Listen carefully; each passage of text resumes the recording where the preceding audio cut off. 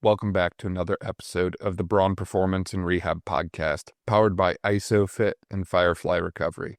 ISOFIT is my go-to for all things isometric strength training. For more on ISOFIT, be sure to check out fit.com. Episodes like this are made possible by Firefly, the official recovery provider of the Braun Performance and Rehab Podcast.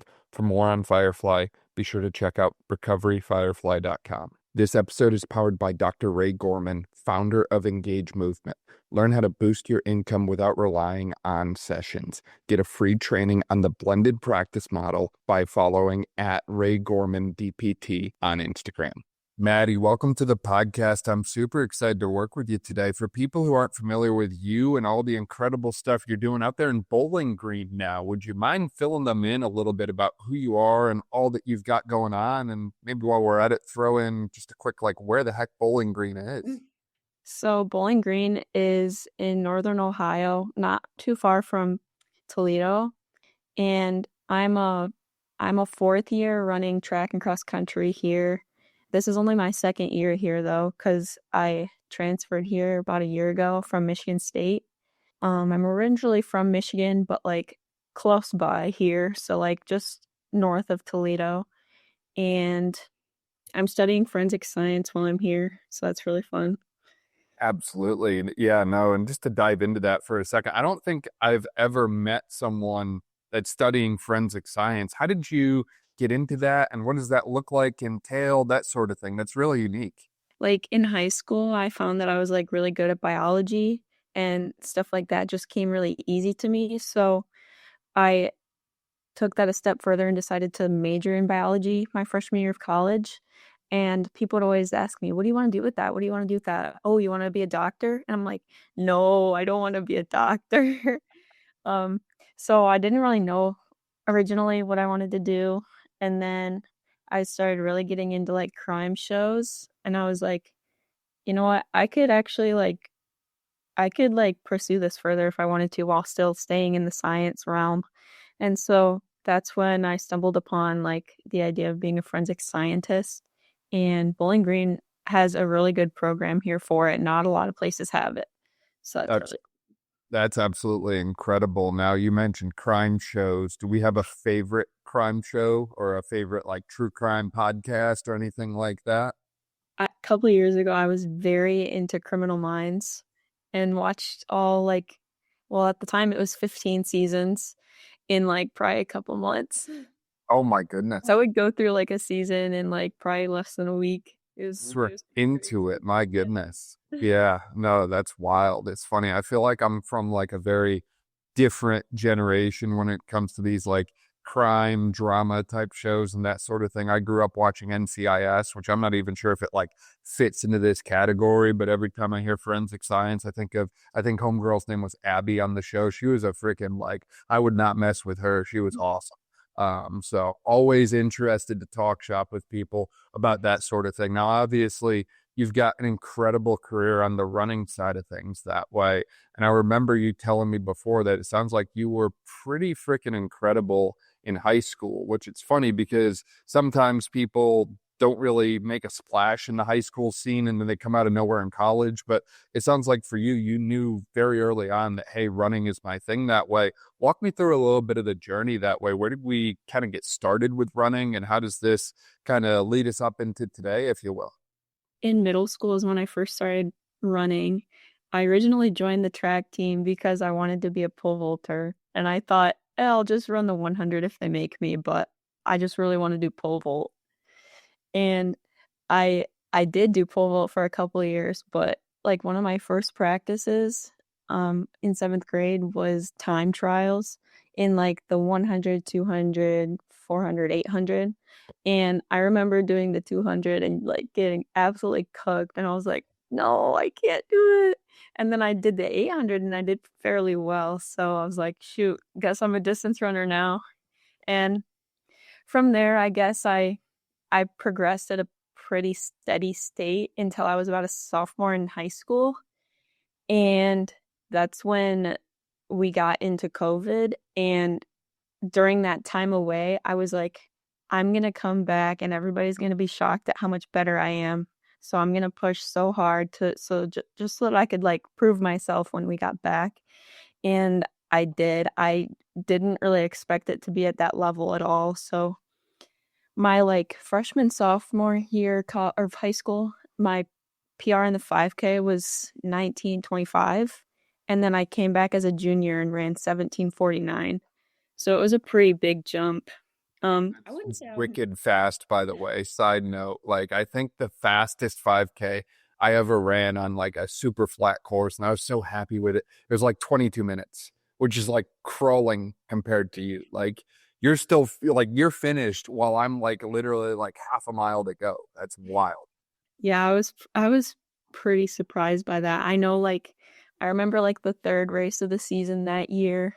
I had just recently broken 19 minutes for the first time. I ran like 18:53, and then I came back a week later and ran 18:02. So I didn't really know where to go after breaking 19, and I was like, well, now I guess I want to break 18. So Yeah, that's no, that's absolutely incredible. And I feel like there's something too about like that race day environment and atmosphere that brings out the best in you that way. Cause I feel like running when you're maybe by yourself, or at least maybe this is just for me, I always hate running when I'm alone. Like I have no motivation to go out there and like run when it's just me. But if there's someone else in the picture, I'm a little bit more motivated to do so. And I feel like there's something about that race day atmosphere that really like drives that competitive spirit and allows you to kind of bring out the best in yourself that way. Yeah, that's fair. I remember doing like time trials by myself and thinking, why do I run so slow, but I can run in a race? And it's like, well, because other people are there. Duh. Literally. There's like something about that man in the arena effect, if you will, when people are watching it and that sort of thing, which I mean, quick shout out from the cross country side to anyone who goes and watches a cross country meet, because if you want a wild time, I think everyone sleeps on cross country meets. I don't think they realize like how much is physically involved in like watching a cross country meet. Like you might not run as much as the people in the race, but I mean, you get some mileage in going around trying to watch different parts of the race, let me tell you. Definitely. Yeah, I remember my mom's friend coming to watch one of my races last year, and she had never seen a cross country race before. And she was like, I didn't realize they were going to be running in the grass. I was like, that's the whole idea of it. Yeah, that's how it works. That's crazy. So obviously cross country, and then it sounds like you were doing more of the endurance events for track and field as well throughout high school that way. And that led you to a path to go Division 1 for track and field and cross country in college as a result. I'd say like recruiting wise, my like big focus for coaches was my 5K and cross country. My mile and 2 mile and track were just I mean they were good, but not compared to my cross country time. It's interesting to me too how you mentioned that you wanted to go in and pole vault. And we always have these like plans and expectations like, oh my gosh, I'm going to go here and I'm going to do this. And then life has a funny way of throwing the little Uno reverse card at you and saying, like, actually, we got something else coming. We've got something different planned for you.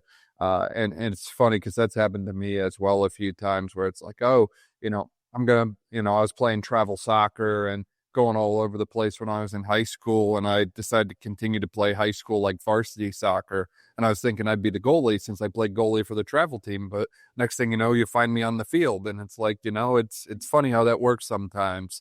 But ultimately, I think it always works out for the best in the end, even if it's not what we originally had in mind. I mean, who knows? Maybe we're not even having this conversation if you went the pole vault route. I mean, it's hard to decide that way, I think. Yeah, for sure. And obviously, with the endurance side, there's a lot of different demands that come with that and different things that way. And you'd mentioned before, I think, that we're kind of in the middle of recovering from an injury and just starting to hit some workouts again. Talk me through a little bit. What exactly happened to you that way? Because I'm finding a lot of runners get a lot of weird, unique, different kind of injuries.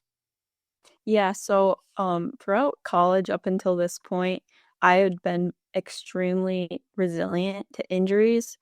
I've never broken a bone up until now, well, and so like the longest I'd ever been out for an injury was like 2 weeks max. And so like my coach thought, oh, since you're really injury resilient, maybe you could try steeplechase because it's like a very demanding event. Like physically, like you hit the ground and it's just so much force going through your body after going over the barriers. And so I did that. I trained for it for months. I only ended up getting one race in before my like back slash hip started hurting. And I thought it was something that I could train through because, like, again, I'd never had a bone injury. I thought it was probably like tendinitis. And so up, I ended up going to our conference meet. And a couple days before my race, I was like, yeah, no, there's no shot. This is not getting any better. And like, if it was like a flat 1500 or 5K, I felt like I could push through that. But it being steeplechase and having to go over the water jump, I was like, yeah, no, this is not going to be able to happen. So ended up sitting it out. And then a couple weeks later, found out that it was a stress fracture in my sacrum.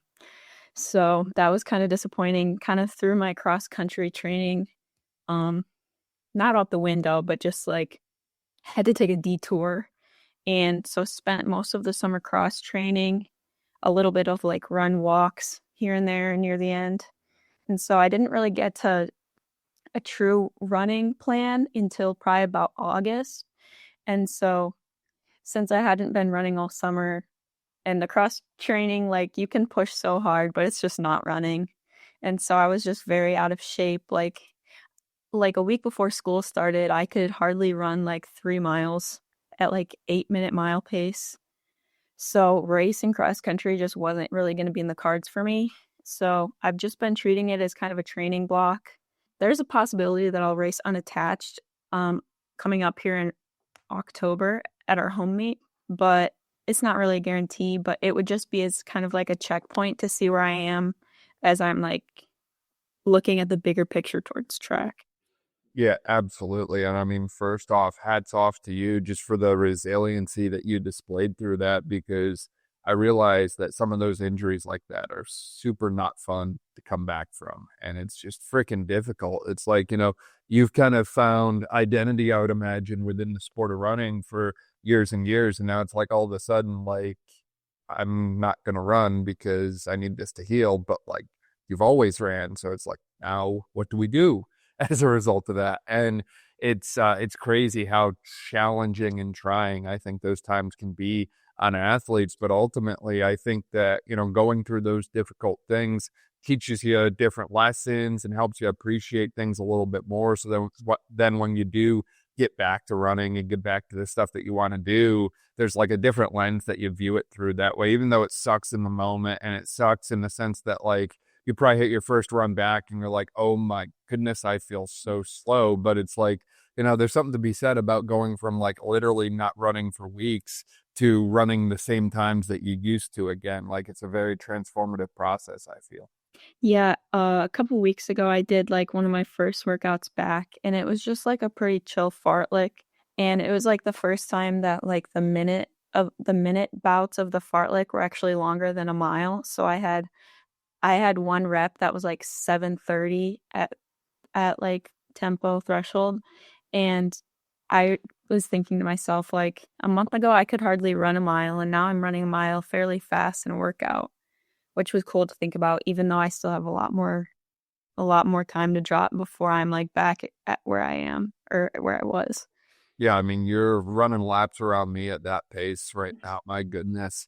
Now, on top of that, I realize like sacral stress fractures are not super common. Like, I might have seen one clinically thus far in the past several years that way. I'd love to hear more about what was going on. You mentioned the back, you mentioned the hip, what all was going on, and obviously what led to you, eventually getting that answer of like, hey, this is what you have going on and this is what we need to do about it. Because I'm sure somewhere out there's probably an athlete in your same situation that's probably like trying to figure out what their situation is. Maybe they've got something similar, or maybe they felt something similar that way. And they're just looking for someone to kind of like clue them in a little bit about what they had in their own journey, I think. Yeah, so I was doing my hurdle drills for steeple one day, and I just like landed odd, and I thought, oh, I probably just tweaked my back. That's what it felt like. So I went to the trainer and got my back cupped thinking, "Oh, that's what it is." And I think I also got like my hips realigned thinking like, "Oh, it's got to be one of those two." 'Cause it was like in the weird place between my back or hip, so people would be like, "Oh, how's your back today?" or "How's your hip today?" And I'd be like, "Oh, it actually I feel it in the other one today."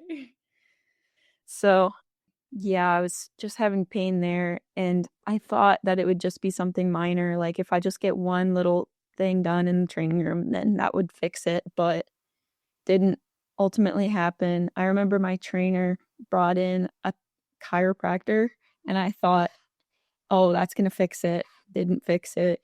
My trainer put KT tape on me, and I, like, walked around. I was like, "Oh, I feel so much better. I can race now." But a day later, it was back to where I was, like, I felt like anytime I would make, like, a step of progress, I would try to get back at it and do, like, a workout to prepare me for a race, and it would just set me back even further. Man, that's absolutely wild. Now, obviously, after you found out about the injury, there's a period of rest and so on that way, and then obviously you're able to start progressing back from a running standpoint. Did you do any kind of rehab during that time as well, whether that be with a trainer, chiro, PT, whatever that way? And if so, what did that look like for you?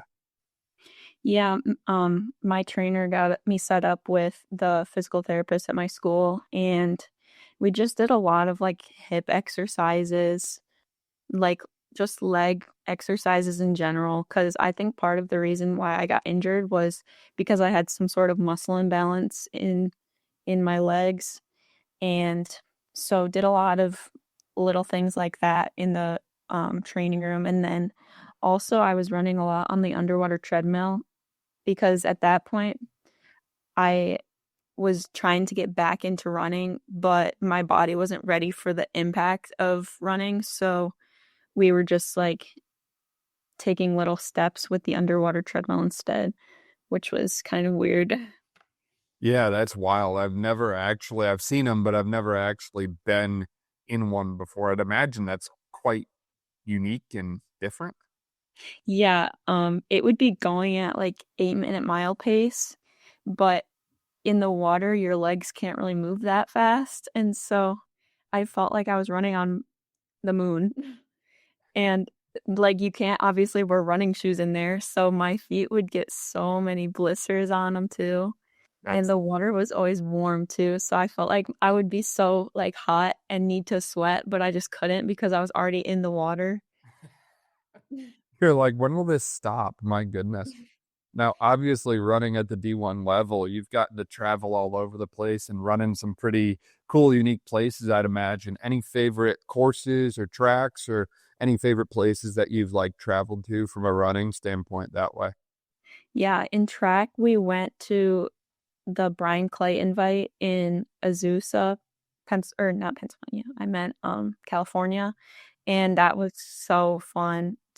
I had never been out west that far before, and to be, like, just outside of LA was really cool. Absolutely. Yeah. PA, California, easy to mix up.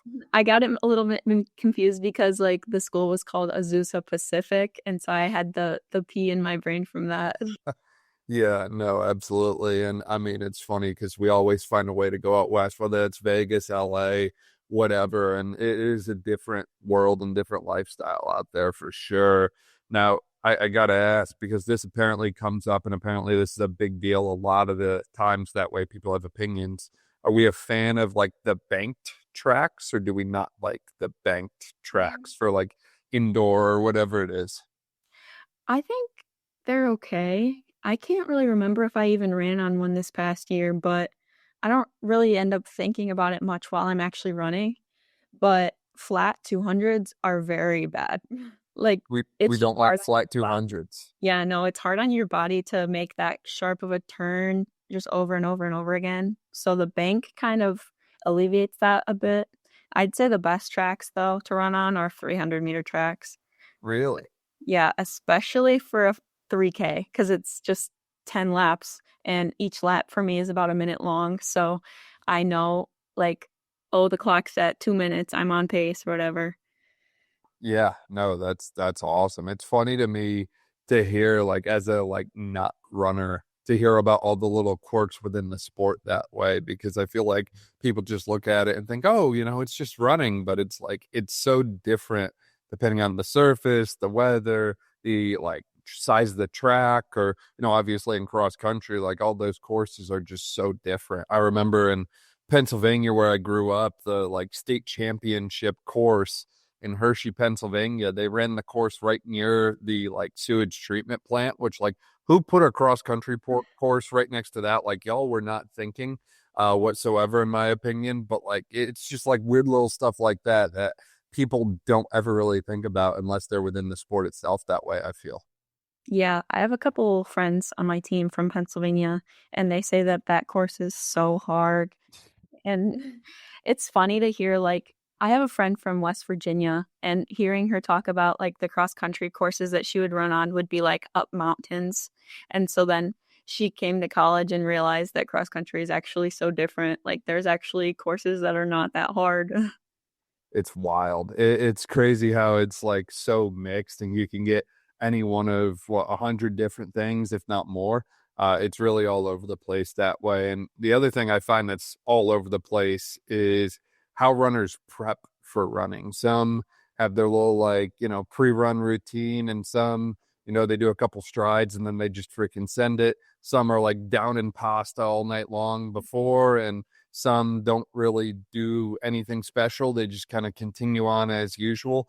What does that all look like for you? How are we kind of prepping and fueling for like a race day, match day kind of thing? I kind of go into it similar to I would just any day. I feel like my stomach isn't really that sensitive, so I can usually get away with eating like pretty normal like meals the day before. The day of, I start to get a little bit more strict, but still nothing crazy. Like I still eat pretty normal stuff.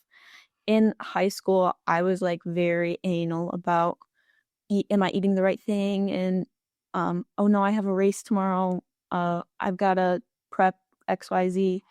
But I feel like once I got to college, I realized that like I'm gonna put my best effort forward no matter what I do the day prior. Like it doesn't really make that much of a difference to me personally. I know a lot of other people it like helps ease their mind, but I feel like for me it just kind of gets me more anxious to if I think about it too much leading in. So I just kind of go into it as it's just going to be what it's going to be. If I like worrying about it now isn't going to change what happens later in the moment. Yeah, So no, yeah. I can appreciate that. Now, do we hype ourselves up with a little bit of like hype music too, or? Yeah. Yeah. I guess I don't listen to anything even like super specific. I just kind of listen to my normal playlist, keep everything pretty normal. What tends to fall on the normal playlist for a little hype up on a little match day that way? I've been into Eminem for as long as I can remember. Oh my goodness, that would So yeah. definitely get you fired up. Wow. Yeah. I wasn't sure if we were gonna have some like T Swift coming our way here, or if we were gonna be on like the Dua Lipa grind. I had no idea where this was going. So I don't think I would have guessed Eminem though if you left it up to me. Being from Michigan, gotta represent. Gotta represent the Michigan crowd. My goodness, does that also make you like a diehard like Detroit Lions fan and maybe the Tigers or? Surprisingly, no. My dad, I just like whatever teams he likes, and he grew up in the 80s, and he just likes whatever teams were good in the 80s. So that means I'm a San Francisco 49er fan, Kansas City Royal fan, Boston Celtics fan. It's kind of all over the place. Yeah, that's a very interesting mix of sports that way. Now, do you ever watch like running, endurance, or like, are you planning to do any like crazy endurance events in the future, like marathons and stuff? I'd like to finish a marathon. I don't know if I'm going to be the person to actually like train to race a marathon. I'd like to just like run it however slow I want and just say I finished it. I could see myself potentially racing a half marathon. I feel like that seems more my speed because I am an endurance athlete, but I'm not a crazy endurance athlete. I'd say like 5K is like my sweet spot. Even going up to 10K, I'm like, oh, I don't know. You mean to tell me that there's crazy endurance athletes out there? Oh yeah, ultra marathon runners who run like 100 miles. What constitutes like the crazy from the not crazy crowd in endurance sports? I'd say for me that line probably falls at the marathon. Like if you train for marathons, that means you're a crazy endurance athlete. But for me, running 5Ks, I feel like that's almost even mid-distance to some people. Now, obviously, running 5Ks can be a lot of fun, but does running 5Ks occur for you maybe on like holidays like Thanksgiving, for example, or are we kind of anti 5K on holiday kind of people here? Quick break because if you're a rehab professional sick of burnout, this could be your answer. Engage Movement's blended practice model is a proven system built by Dr. Ray Gorman, a PT who walked away from the 55-hour-a-week grind and built a blended practice model that doubled his income while working less than 25 hours a week, and he didn't have to rely on the traditional way of selling sessions to do so. It's all about blending remote and in-person services, stacking monthly recurring revenue, and building a business that finally supports your life, not the other way around. This model isn't just theory. Real providers, including myself, are creating lives of freedom and flexibility without being tied to their schedule. And as a listener, you get free access to the complete training. DM my name, Dan, to @RayGormanDPT on Instagram and receive your free breakdown on the model. I mean, I'm gonna run no matter what on those days just because I have to, but a couple times my family did like a Thanksgiving 5K with me, but my sisters were all like athletes in college but they weren't runners. They did basketball and volleyball. And so they were always athletic, but then once they started having kids and stopped like working out a whole lot, I feel like nobody really had the motivation to go do a 5K on Thanksgiving. And I mean, I was going to do it anyways. I didn't really care if it was like in a race or just on my own. You mentioned siblings. Are you the youngest, oldest, middle? Yeah, I'm the youngest. I have 3 older sisters that are all like a lot older than me. So the age gap with my 3 sisters is 14 years, 13 years, and 8.5 years. Oh my goodness. So is the youngest truly the most spoiled or? Yes, in my case, but I think a lot of it has to do with just being a different generation, and my parents don't have to battle 3 kids like they did when my sisters were all young. I'm basically the only child, and so my sisters are like, "Oh, you had an iPhone when you were 12. I never had that." But I'm like, "The iPhone didn't exist when you were 12." Right. Now, It obviously, running shoes are also highly debated too. Do we have a favorite brand or anything that way? Like, are we all in on Hoka or Saucony, or where do we fall on that camp? I have definitely jumped around throughout my running career, but right now I've been running in the A6 Nova Blast, or not Nova Blast, sorry, the A6 Gel Nimbus for a while. That's my Yeah, favorite. that's why it's so comical to me how when it comes to running shoes, people really like pick their camps. And like, I've gotten into some like heated discussions with people over this stuff before. Like, people are like, what do you mean you don't run in Hokas? Like, why do you run in Sauconys, dude? Like, you're not part of like the club or whatever here. Like, I didn't realize how like hotly debated some of these things were. But I personally think at the end of the day, if it feels good for you and you're able to like run comfortably and get moving, then like, hey, that's that. Yeah, for me, I guess I have a weird stride, and so a lot of shoes just wear down so easily for me in this one spot. And so these shoes that I found were actually made for like a stride like mine, and so they don't wear down as much. Like I can get a solid 400 miles on my shoes, which is pretty normal. But like when I was running in like the Nike Pegasus, I would need a new pair after less than 200 miles. So for me, this is just what works. Absolutely. Now, does your dog ever join you on the runs? My dogs? No. They don't run. No, they're fat. They don't even like walks. That's freaking hilarious. For people listening, tell them a little bit about your dogs. So I have 2 doodles. One's a mini golden doodle and the other one's a mini Aussie doodle. My golden doodle Murphy, he's been like my best buddy for as long as Not as long as I can remember until like we got him when I was in 8th grade. So he's been my best buddy ever since then. He doesn't run. He's not even a walker. He gets kind of my dogs get afraid of the leash. And so I'll like get the leash out to go on a walk and they'll go hide. They hate it so much. But Poppy, my other one, my Aussie Doodle, she is that. She like just steals food from other dogs and she has like a deformed foot. She was born with a deformed foot, so she can't really, she kind of limps a little bit sometimes. And so I keep telling my parents, like, you need to get them in shape because Poppy, when she's old, like, she's going to have so much pain in her foot from all this extra weight on her body. We don't want her to be in pain or die early because she can't walk, but they're still fat. So we got the chunkers. They're not going to be running with you anytime soon, unfortunately. Right. Yeah, my dad will like always sneak them scraps because they always beg, but they know they're gonna get stuff from him because he keeps doing it. So that's how they got fat. Oh my goodness. Yep, it's always dad's fault, right?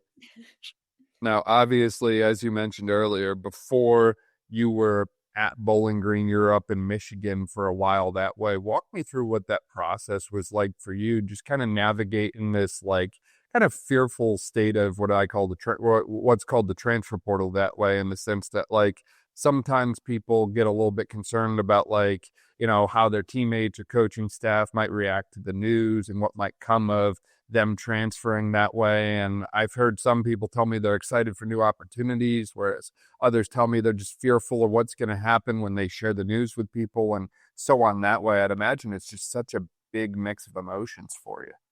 Yeah, it definitely was. So for me, like when I was in high school, I thought like go big or go home. Like if I can get into a program like that, then I'm gonna do it. And so I really only had my eyes set on like mostly Big Ten.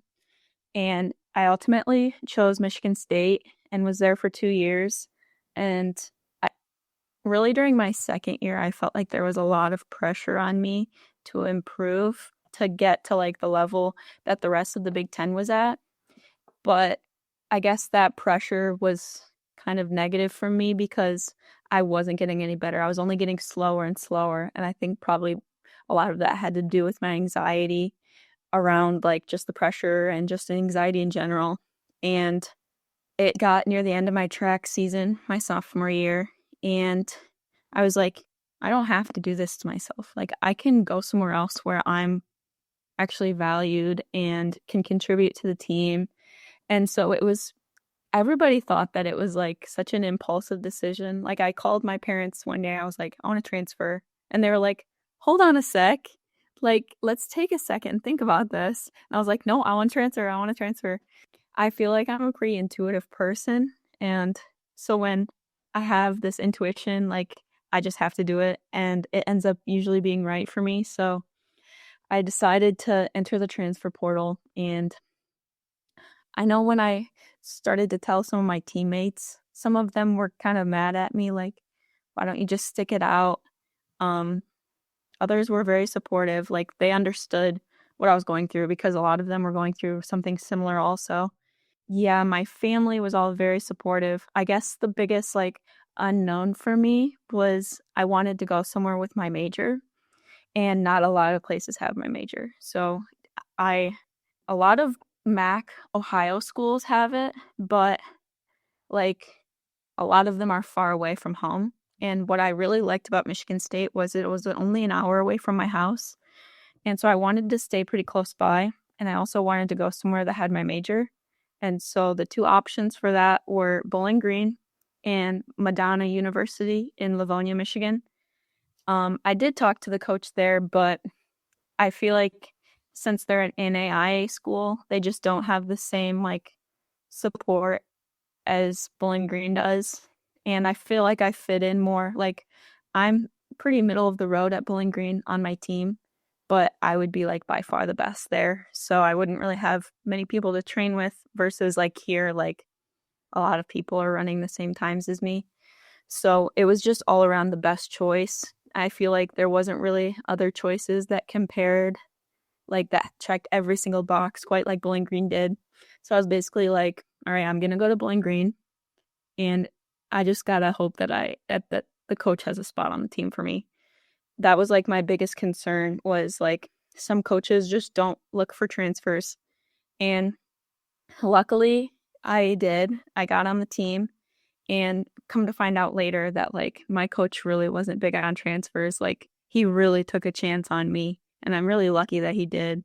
Yeah, no, that's absolutely incredible. And there's a few things I really want to highlight there. I mean, first off, it's funny because I hear so many different opinions and perspectives surrounding the transfer portal that way. And I just kind of compare it to life. Like, hey, let's just take a step back and look outside of athletics for a second. And it's like, if you don't like where you live, like you can pack up and move, right? Like at the start of this year, I was living in Maryland and I'm now living in North Carolina. Like, free will exists. It's awesome. Like you can literally just like move to a different state if you want to. And there's not a whole lot of things preventing you from doing that. So I think awarding the same opportunity to athletes who might want to, do something to the effect, because sometimes you get someplace and everything looks great on paper going in, and then you get there and something just doesn't feel right. It doesn't fit you, whatever it is that way. Like things happen, and it doesn't mean that there's anything wrong with the institution or the place. It just might not be for you.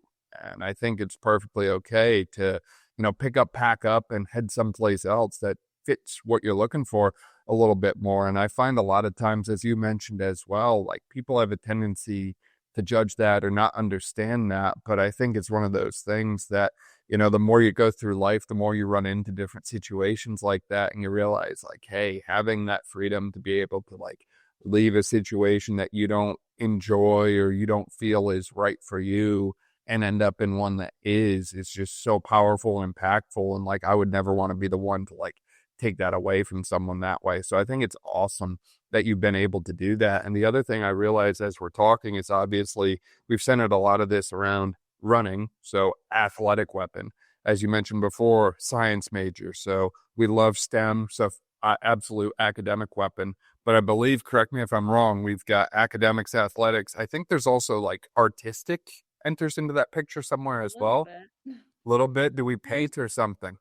A little bit, yeah. A couple of years ago, I was really having a hard time in the dorms, and so I really found like, or I was having a lot of anxiety when specifically with sleeping. So I just had a very difficult time sleeping and would wake up numerous times throughout the night. And so I really had to develop a good like bedtime routine. And so I would watch Bob Ross painting videos to go to sleep every night. And so the more I would watch it, I was like, he makes it just look so easy. I want to try that. And so I did for like about a year. I was really into it, would paint a lot of like landscapes. And people say that I'm good, but also like I'm not Bob Ross. I think a lot of it comes naturally because like my grandma was a really good painter, and my second oldest sister is also very artistic. So I think I have a little bit of it in my genes, but yeah, it's basically just like it was a creative outlet for me when I was really struggling. I don't do it a whole lot anymore just cuz like I just don't have the time. And it's more fun the more you do it cuz you get better at it, but since I haven't done it in a while, I wouldn't be good at it right now, and so I probably wouldn't enjoy it. Yeah, I mean, you're talking to the guy who never learned how to hold a pencil correctly. So whatever artistic ability you have is miles ahead of where I am currently. And I feel like I'm at my peak right now. So it's not going to get any better than this. That's freaking incredible. Now, you mentioned the mental health side a little bit throughout this. And obviously, you just brought up sleep that way. I feel like those are things a lot of athletes can relate to. They feel the pressures to perform. They don't sleep some nights, or maybe one night's great and the next night is terrible. Or I remember when I was in college, there's an athlete that I knew that was up until like 3 or 4 a.m. and they had to be on the bus at like 7 a.m. the next day to go to a meet. And it's like, man, that's a late night, and that's tough being asked to perform when like recovery status is not optimal, for lack of a better way to put it. what kind of advice do you have based on your own experience to other athletes that maybe feel like they've been in your shoes or maybe they're there right now? If you need to get professional help, like, there's no shame in it. I've been seeing a counselor since I was probably 13 or 14. And also, like, just do the best you can. I feel like a lot of runners specifically are pretty perfectionist people. And so for me, like, definitely, like, I needed every single thing to be in order or I would just freak out. And so I've kind of learned over the years that, like, as long as I'm doing my best to check all of the boxes, like, there's nothing more I can ask for. Like, if I am trying my best to sleep, but say one night I get 7 hours and 50 minutes instead of 8 hours, to me now, I just kinda say, "Man, good enough. I tried my best." Versus, like, back in the day, I would stress about that, and then that would affect the next night because I was stressing about it. So, yeah, I guess with school also, I kinda think, like, as long as I'm doing my best, that's all I can ask for. As long as I study, as long as I get my assignments done, like, that's good enough, even if I'm not spending every waking minute studying for my tests. Like, I don't need to. Um, Even if I get a B instead of an A, like, life will go on and I'll be fine. And it's so funny because I find a lot of people don't get that line of thinking early on. Like they think to your point, that perfectionist mindset, everything has to be a certain way. And if it's not, then it's like game over. And it's like, look, like, it's okay to make mistakes. Like failure becomes part of that recipe for success. We've been in the middle of recording a very special episode, counting down to the 500th episode of the podcast. And that continues to come up in relation to the theme of success is just how many times people came up short in order to achieve that end goal that they were after. Like Edison is probably the best example of this for me. He had 1,093 attempts to make a freaking light bulb. Like I can't tell you the last time I tried something more than like 10 times before I tapped out, let alone 1,093 times. Like, oh my goodness. So if you don't get it right away, or if it doesn't go your way, or if you were expecting an A and you get an A minus, like it's going to be all right. It's all going to work itself out. I think a lot of the times, going back to what you said about stress, it's like we have a tendency, and I'm guilty of this myself, like we stress out over things that are not like life altering kind of things here. It's like, oh my gosh, like, I only ran 3 miles today. I was supposed to run 3.5 or something to that effect. Or, oh my goodness, my watch died when I was running or whatever it is that way. There's all kinds of different examples out there. But it's like at the end of the day, as long as you're okay, as long as it's not a life or death thing, like life is going to go on and it's going to be okay for you. It's just a matter of, getting to that line of thinking, which takes time and understanding that like, it's all going to work out, even if it doesn't go according to plan, just like we mentioned earlier in relation to how you planned on being a pole vaulter. And now we're talking about you as an endurance athlete. So, Definitely.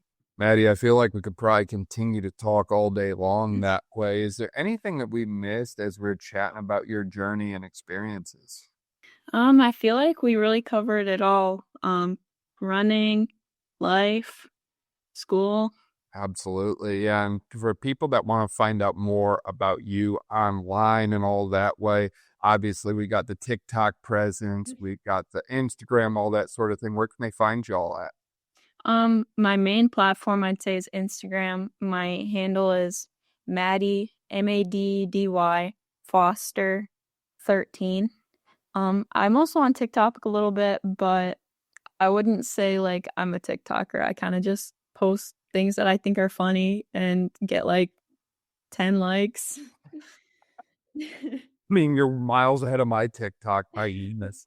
It's like, yeah, we major in the Instagram, we minor in the TikTok over here. But I will try and change that and bring that up to date. But, anyways, we're going to link to your social handles in the description below. That way, if anyone wants to reach out to you and get connected, they can do so there. Maddy, this was awesome. I really appreciate your time. Thank you so much for being here. Yeah, thank you so much for having me. It was very fun.